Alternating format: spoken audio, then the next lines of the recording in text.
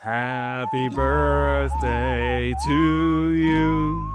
Happy birthday to you. Happy birthday, dear Jay.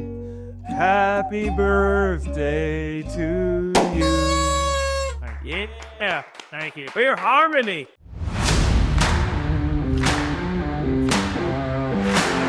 Welcome, everyone, to Real Talk with My Homies. I'm your host, Jake Wardrop, licensed real estate agent with Homepage Realty in Louisville, Kentucky. Today, I'm joined by Mason Smith, co-owner of Dashclip. Dashclip is a wallet company that was founded in November of 2023, so it is only 11 months old, but it is doing quite well. Mason is a father of 4 girls and a husband. He owns rentals, construction company. He actually owns a real estate brokerage as well, which is how I met him in a previous life. So he's very well versed in the real estate world. The focus today, though, is obviously we want to talk about the entrepreneurship route that you went with Dashclip. So, Mason, how are we today? Doing good, Jake. Thanks for having me, and happy birthday. Thank you.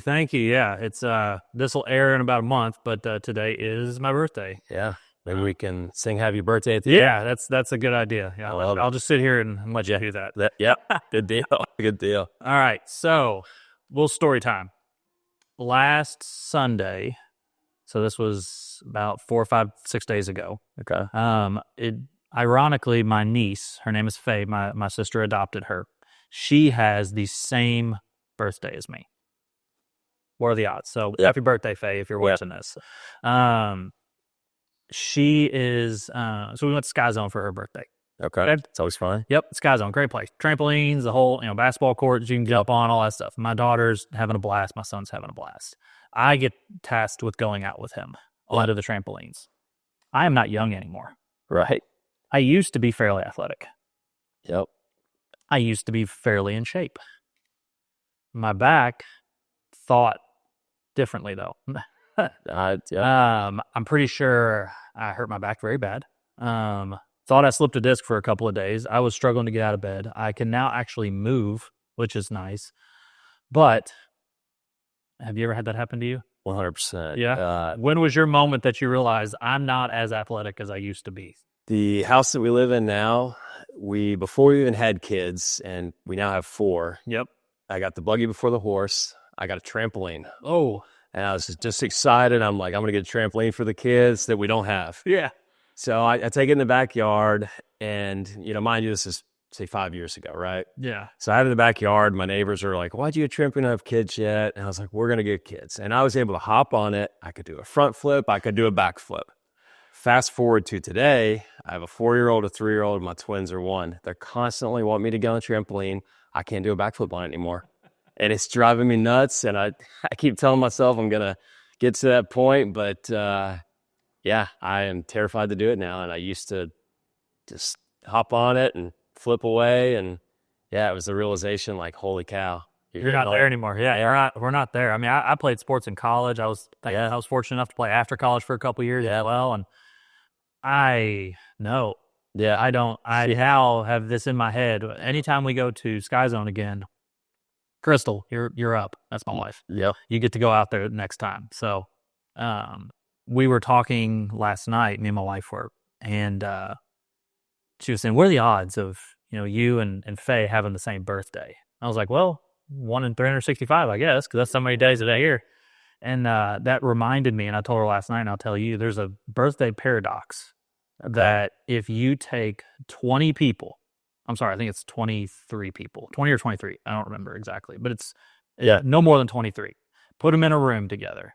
There's a 50% chance that 2 of them have the same birthday. Huh. I don't know how it works. It's math. Yeah. It's way above my pay grade. But take 20 people, put them in a room.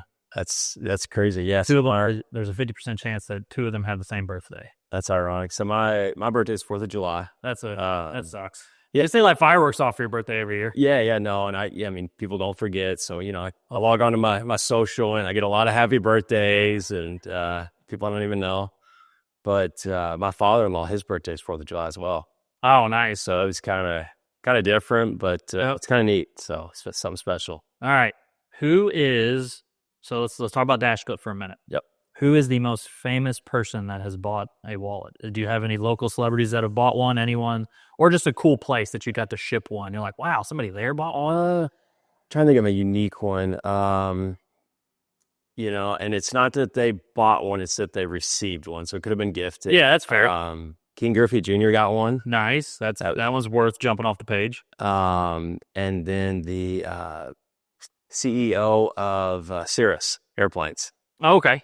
So yeah, those were two that kind of stuck out to me. King Griffey's just a legend as a child, Yeah, I was a baseball guy. Yeah, Griffey's a man. I wasn't even a baseball guy, and you don't have to be a baseball guy to appreciate Griffey. He was cool before cool. Yeah. No, we've had a lot of cool people get them. It's kind of part of our business model that we've used this first year. Mm-hmm. But it's been interesting. We've got our wallets in front of a lot of influential people in different cities and markets, kind of all over the U.S. So yeah, that's awesome. Yeah. All right, time to pay the bills for a minute. Yep. Mason, one of the most important. You're in real estate. Yep. One of the most important parts of every real estate transaction. Closing table. The title company. That's right. That's where we get paid, and they get a house.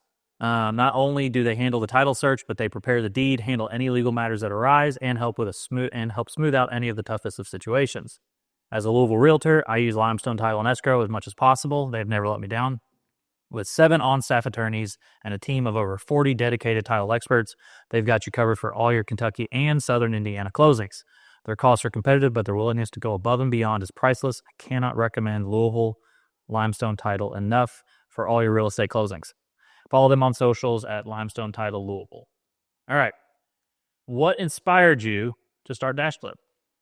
Yeah, so I got to give credit to one of our partners, Brian. Yep. I've always been an entrepreneur.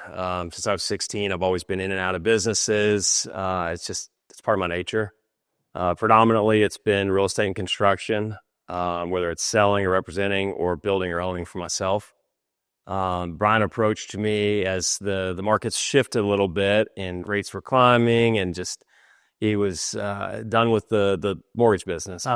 Calls me up and he's like, I just quit my job. Gonna try something new. So he was kind of originally going the Amazon route, and he bought an Amazon like coach, and ironically I had actually just bought one at the same time. So awesome. It was kind of a, you share yours, I'll share mine, let's collab. So here we go. Yeah. We talked, we discussed different ideas, this and that, and we, not to get in the weeds, but we actually started with another product, went down that, and our third partner, Dan Ratterman with Shea Rays, he was kind of consulting and talking to Brian a little bit, and Brian, comes over to my house and says, let's start a wallet company. And, the passion that he had, and that, you could just see the fire in his belly, it definitely got my attention, and we kind of hit the ground running. And I mean, it's been enough where it's opened my eyes and really, really caught my attention, and it's been a big focus of mine this year. So, what was maybe one of the biggest challenges or obstacles you had to overcome when you launched it? Product development. Product development's tough. Getting it right. We've been fortunate where, we've had some local, mechanical engineers. That's kind of helped us a little bit, but manufacturing is just difficult. It's just tough to manufacture. It's tough to get the product designed first, developed, and then actually manufacturing it. So there's a lot that goes into that. I think we swept through that pretty quick, though. Yeah.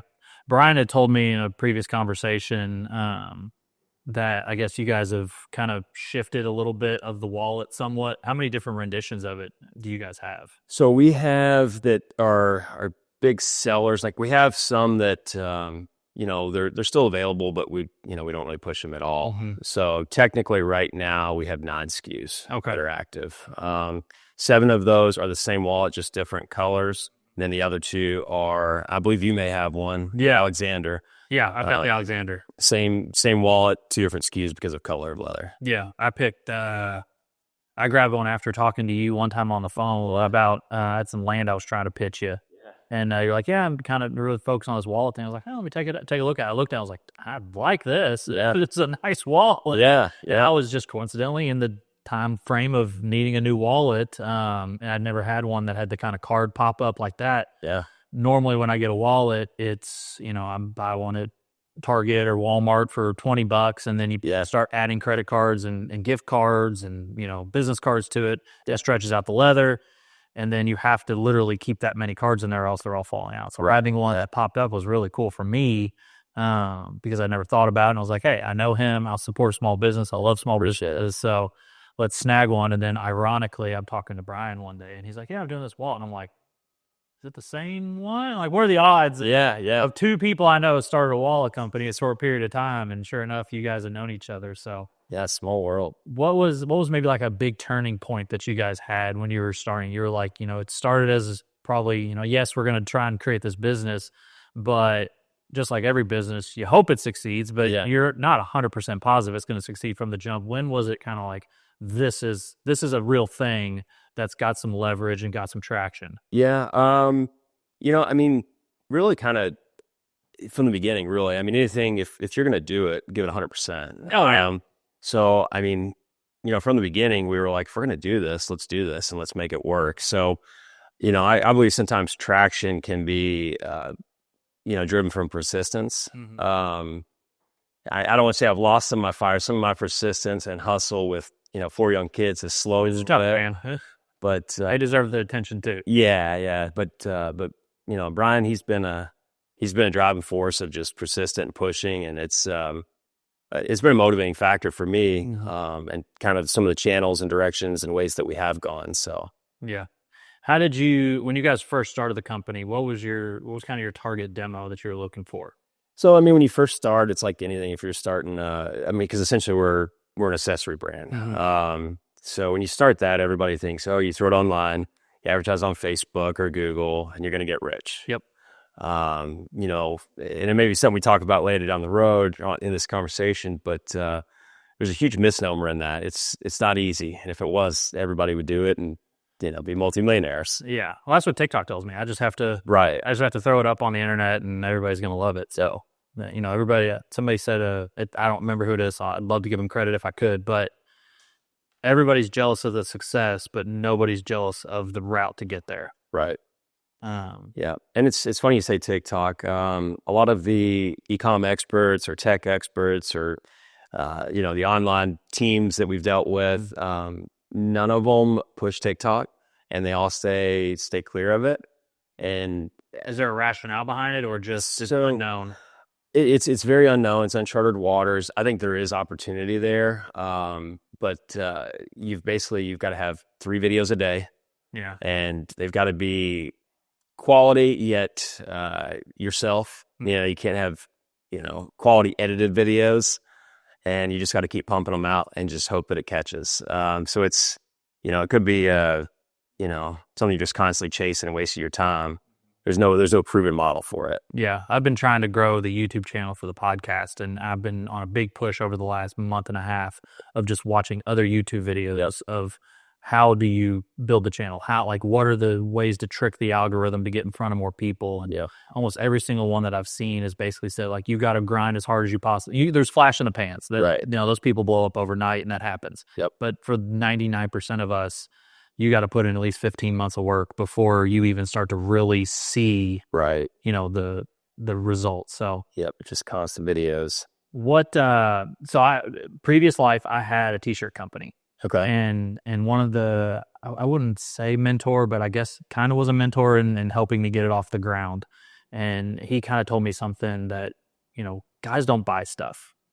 Yeah. Just generally speaking, guys don't buy stuff. So when you try to tailor a product to a male, it's tough. Right. He's like, try to figure out a way. And I don't know if we ever did figure out a way how to do this, because I only owned the company for a year before I sold it. But we're trying to figure out a way to tailor it to women to buy them for their men. Yep. Have you guys done anything like that, or how does your marketing approach? Do you go straight to the man, or do you try to kind of vicariously get it through the wives and the girlfriends? So for future, because we're a little bit different as far as our success. We did start with a lot of the online stuff, and we're spinning our wheels, and found that it's it's a money game. Yeah. It's that you literally just dump as much money as you can, get that ROAS where you want, and then it's a dial that you can kind of adjust. So we did a little bit different approach as we started, like a B2B and a wholesale channel and stuff like that. which was just, it was interesting that we did that because it allowed us the money to get to where we can pump this stuff. So for futures, yes, we will be. So depending on what, if it's Father's Day, obviously it's mothers and, children. But Christmas and stuff, men will buy them, or if you're doing like groomsmen's gifts, or so it just depends on the time of year and the target audience. But yeah, I think even my wife picked out my groomsmen's gifts. did you really? Oh, wow. I was like, "This is silly. Here's what I'm thinking," and I think she was like, "That's great. You should probably do this instead." Yeah, yeah, that's fair. Hey, yeah, I need that though. yeah. So do you notice any, and maybe you can gatekeep if you have to, but I try not to. If try not to if you can. Do you have any like marketing stuff that you're like, oh, this was kind of tricky good and it worked? Anything that you can share?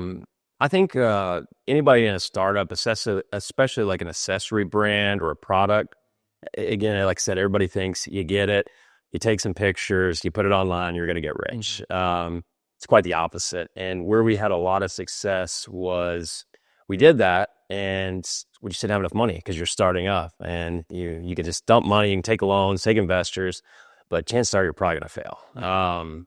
So we actually started knocking doors. Awesome. Businesses, clubs, corporate events. Yeah, I know Brian said that you guys have hit up a lot of country clubs lately. Absolutely. So we'll do probably 60, 70 country clubs this year, all top tier, across the whole U.S., really. So, and that's most of those 60, 70 are going to be live events, where we're doing a member guest, or some kind of corporate outing there. Yeah, he had told me one, and I'm stealing this. I'll publicly tell you, I'm stealing this. Is he's doing an NIL collective? I think down at North Texas is. We've done a lot of NIL collectives. That's been. I'm stealing that idea. Thanks. It's been really good. It's been really good, and really the success of that, whether it's the NIL or the wholesale or the clubhouse, just relationships. People are terrified to pick up the phone. And they're terrified to, lace up their shoes and go knock on a door. And we found that like this year, it works. It's allowed us to sell a lot of wallets, created a legitimate company that's caught my attention enough to, I still got to put food on the table. Don't get me wrong, but 5 mouths to feed. Yeah. 6 and 7 if you include my dogs. But well, yeah, they're small humans too. Yeah. So I don't know. It's caught my attention enough where I've put a lot of folks, like you said, you had pitched me some land, and my response was, I'm really focused on, this wallet company. Yeah. There's been quite a few conversations this year, or opportunities that have declined, and, for better or for worse, I don't know yet, but we can Monday morning quarterback it all we want. 100%. So I know you had said that I don't want to say you don't do a lot of social media, but do you guys use it for customer acquisition at all? Or are you really more focused on kind of shifting towards that? Let's swing for the fences on, we're not trying to sell one-offs to a guy on Facebook. No. So when we have a decent following, so, and I encourage anybody that's listening to follow us on the Dashclip, on Insta or Facebook. I think our Instagram page is between 11 and 12,000 followers. A lot of followers. So we've got a good following. And a lot of that's driven from us doing events all over the US. And these events will have, 200-300 people at them. And we go in there and we just do extremely well at the event. We have a good product, and, you've got 300 influential people. Now they're in their community talking about it. That's been huge. We did the PGA trade show at Frisco last year. That was good. We actually got some free media on the Golf Channel from that. Yeah. That was cool because we didn't even know it was going to happen. And one of our team members called us, and of course I couldn't answer, but then he texted a picture of the video, and it's got us on there. Awesome. And instantly, as soon as I saw that picture, I saw my phone like ding, ding, ding, ding, ding from online orders. So it was a good feeling. That's awesome. That is incredible. Yeah. So what were some key factors that maybe allowed you to scale your business from startup to where it is now? I know it's only 11 months, but obviously you've scaled significantly over those 11 months. So what were some of the key factors? And it's, like I said, it's something that's just missed in today, but just persistence and grinding and waking up. And if you say you're going to make 50 calls this week, make 50 calls this week. Don't make 5 and you know, Mhm. and I'm still guilty of it, but staying clear of the excuses. I can't do this because of that. One of our core values is find a way. Mhm. And it's a powerful little sentence because I mean, literally any challenge you come across, if you just remember that core value, find a way, there's always a way. And that's usually, the people that we idolize that have success, they just found a way. Mhm. Um, you can have 1,000 no's, but one yes, and you only need one. Yeah. What's maybe one of the biggest challenges or obstacles with the scaling aspect? I know we talked about the startup obstacles, but any scaling obstacles that you've come across? Yeah, scaling stuff. So from a B2B standpoint, we have a director of sales, and we have 7 sales associates. And keeping them motivated and making sure that they're the right sales rep. That's gonna be tough. Doing these live events, we've done a lot of them this year, but scaling that is difficult because you've got to get them the equipment, you've got to compensate them well enough for them to be motivated to be there. That's difficult. You got to make money to And offset the yeah, expense of yeah, sending them there too. and you got to make it profitable. I I'd like as a team to pride ourselves that we've done a nice job at it, where a lot of companies can't scale. We can. It's longer than we'd like, but we've done well with it. And we're just now getting into the meat and potatoes of having an e-com team and really taking that serious and doing it the right way and spending the adequate money. How many? I'm gonna put you on the spot here. How many states in the United States, obviously? How many states you physically put boots on the ground in? Because I know Brian travels a lot. I'm sure some of your sales reps travel as well. I'm sure you have. How many states have you actually been in trying to push the product? I would say between 12 and 15. Yeah. Um, You guys know, it seems like every time I talk to Brian, he's in the Southeast. Does that sound like that? Southeast has been big. Is there a reason for that, or is that just kind of like you know the territory better? A little bit of both. I mean, knowing the territory, going up, we have gone up to New England. We did an event in Boston. But that's the only one we've done up there so far. I feel like you could probably get some Wall Street bros to. If at some point, yeah, yeah, if they don't steal our company. Yeah, that's true. Let's get the IP on lockdown before we go visit them. No, our products are patent. We do have trademarks, and so we spent a lot of time on that. And what are they for? Do you?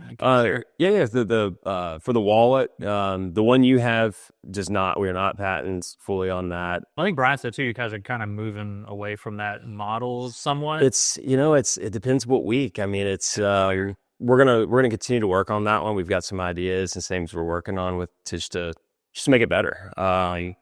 The Maverick, which is the one that I carry now, that one design and utility. So there's some competing wallets that they do really well. That's another shiny object. You see how well that company's doing, you're like, this could be us. Yeah. So then we looked at that and said, how can we make this better? Well, as soon as that was figured out, it was like, all right, we got to patent this, because that competitor I'm talking about, they are huge on their patent and constantly litigating people that infringe on it. Yeah, I mean, if you don't fight for it, then you don't get to keep it. Right. Yep. And I get it. I was in a again, not to say the same phrase again, but in a previous life, it was real estate adjacent. Yeah. We had a trademark that we had to consistently fight, or else, and it was explained to me, we have to fight for this, or else we can't keep using it. It becomes kind of more generic. What about automation and technology? How are you guys implementing that into the day to day? Yeah. So I mean, we're constantly learning. Technology is constantly changing.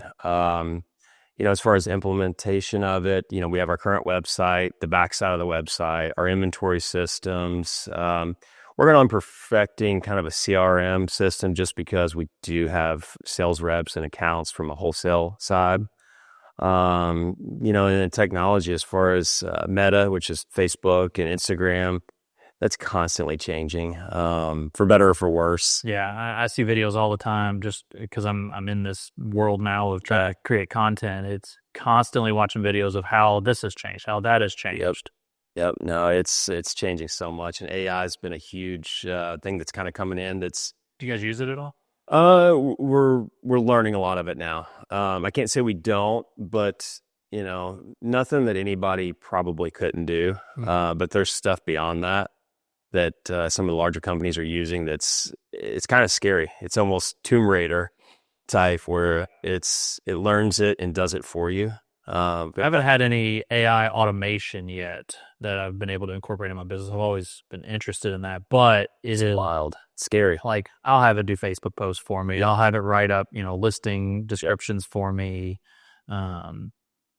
Yeah, I mean, stuff, hey, Yeah. I mean, hell, I think a couple months ago, I had to do a new drip campaign for me on Okay. first acquire a buyer. So it's definitely, it's there and it's really easy to use. I mean, right. You can say it all you want, but like 90% of people won't even do it. Yeah. No, I mean, even if it does it for you, it's still work. You've got to still learn it and make sure that, you're using it properly. I will say from the technology, we currently right now, we're actually pulling back on online until Q1 of next year. Okay. The reason being is, everybody thinks you're crazy. It's Black Friday, it's Christmas. Not that we're not going to do it, but a lot of the paid stuff, right now we're so new. The amount that we would have to spend, our ROAS would not make sense. We would just be burning cash and losing money. Not only is it the most expensive time of year, it's also an election year. Yeah. So the space to be able to buy on Google through Google Analytics or even Meta is expensive because it's time of year. Yeah. But then you've also got the election where. Do you think it'll drop though? After would you be in a situation where you could drop some ads post election? You think the rates would drop to a more reasonable rate? I know it's kind of short turnaround. Yeah, but I don't think till Q1 they're going to. I think, and it's not just like presidential. It's all of your local officials, all of your, all parties, at all sides. I mean, it's just they're all competing and they're all spending tons of money. So, small fish like us, for now, we're not always going to be small. But it's you get caught up in the minutia and you think spin to get out, and some people are able to do it, and I think it's it's not the right move. I think that's where a lot of businesses, we see the money coming in. All right, let's start pumping it back out again. It's like, well, let's be a little more strategic on it than just throwing a bunch of stuff against the wall to see what sticks. And I think you guys are in a position now where you can do something like that. Right. Yeah. You got to time it, figure out the metric. And Dan's been big on this and guidance on this just because he's had the success with Shady Rays. But you got to figure that out. And when you figure it out, I mean, it's as simple as a dial. You know that you spend X, you're going to make X. And it's a scalability point at that time. Like, how fast can you get to where your goals are? Yeah. It's just the timing right now is too costly to scale at the time frame we want to. Of course. Speaking of scaling, what is the long-term vision of Dashclip? Where do you see it going? What's the end goal? Yeah. So when Brian and I first sat down, I'm big on just manifest it, write it down. So when I saw his passion and drive for this, and I was going to go with it, I said, let's write $100 million down. Let's turn this into a $100 million company. One of our competitors in this space they're fantastic, great brand. I'm not even going to say the name because I'm going to tell you ours. No free ad. Yeah, ours is better. We're a Dashclip podcast. Yeah. The Dashclip products they're just better. But they're at the time they were a $250 million company. They have aspirations of becoming $1 billion company, and I think they're going to be able to do it. So let's write $100 million, and it's kind of aggressive, but I realistically think at the path we're going in 5 years, it could be a $50 million company. Yeah, very realistic. It's going to take a lot of work and a lot of hard days and nights, but I think it's definitely attainable.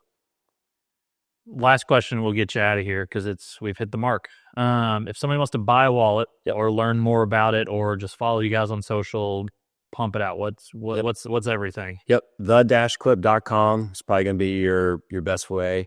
You go on Instagram, The Dashclip, and Facebook, The Dashclip. So yeah, check us out. Give us a like, give us a follow.